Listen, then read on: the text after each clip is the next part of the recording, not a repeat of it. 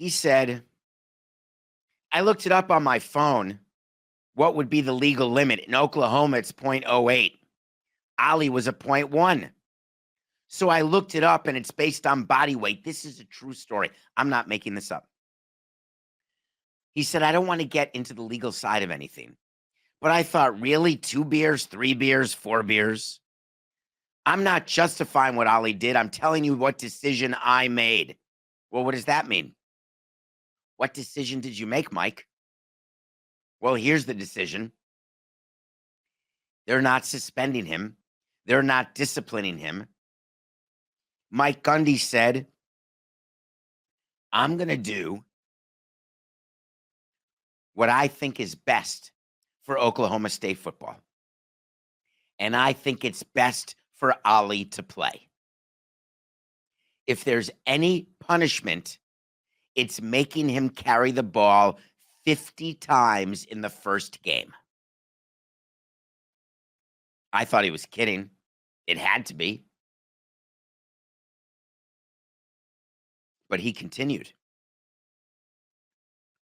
I'm not justifying what Ollie did. I'm telling you what decision I made. Well, I thought I've probably done that 1,000 times in my life.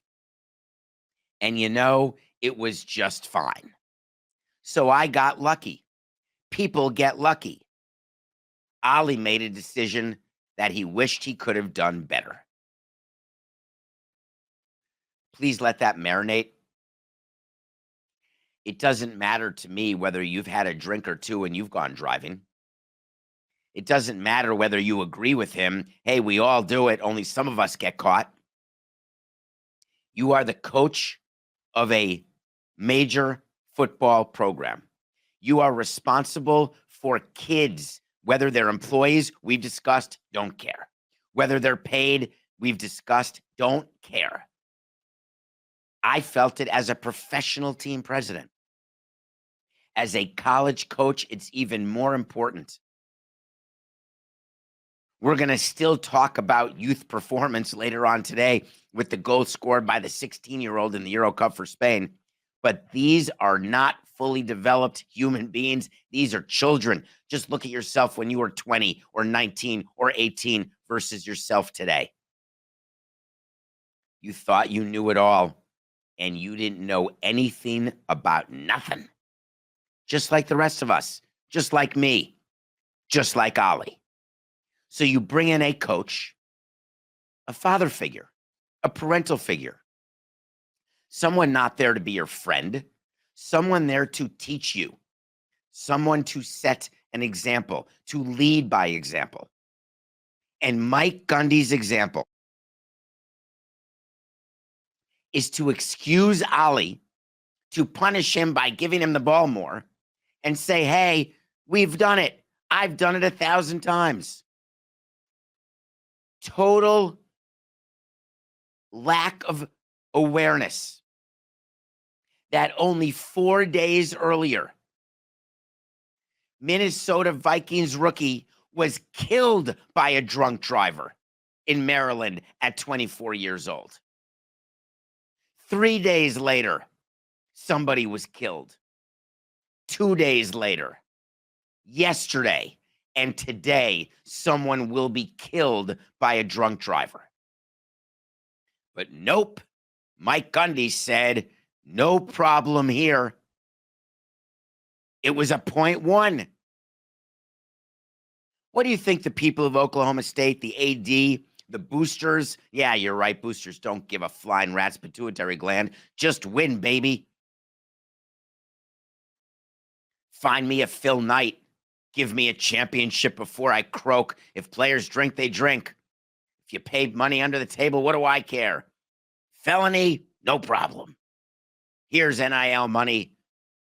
We want to win. Have I ever let things go in the name of winning? I have. Do I regret letting things go in the name of winning? I do. I always felt winning was more important than everything.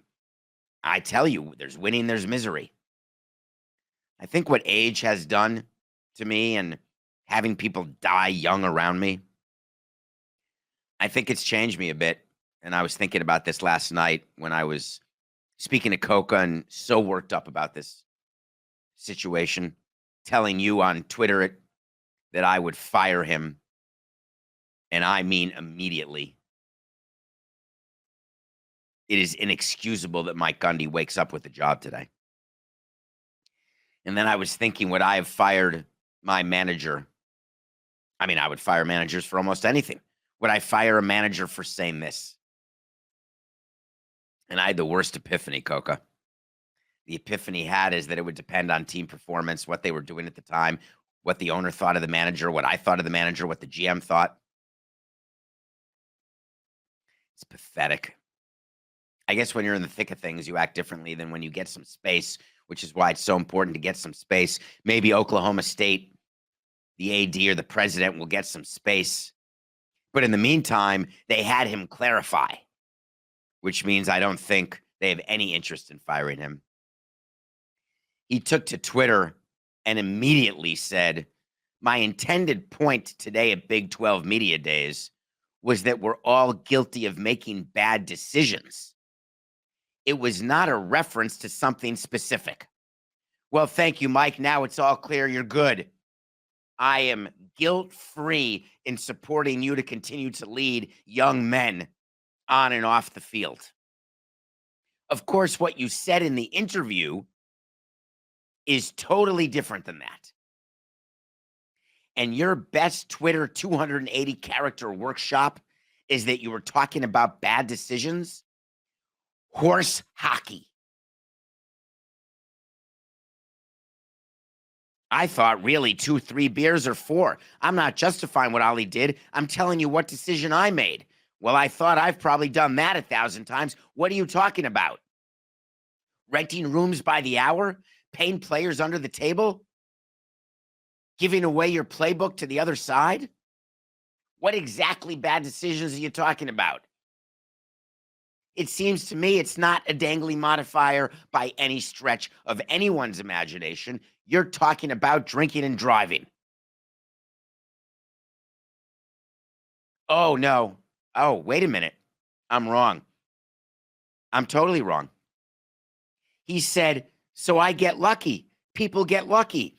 That's what he means. When you make a bad decision, you get lucky because people think it's a good decision or people don't realize you've lied to them. So that worked. I got lucky. Maybe the decision was to buy the extra lottery ticket and I got lucky there. People get lucky. People get ready. Maybe that's what he meant. Have you ever heard a bigger crock of crap than this?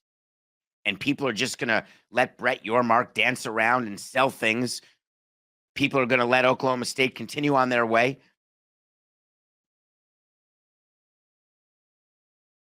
I'm not. I'm just not.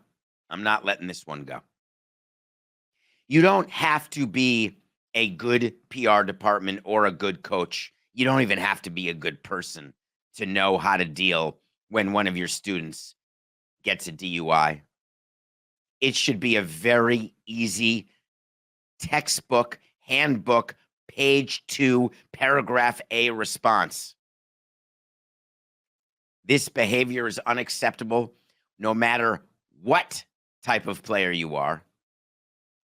He will be suspended for the first 3 games of the season, and we have made it clear to our entire team what their responsibilities are as men, as players, as young men, as employees, as NIL recipients, as students, as economics majors. I don't care as what.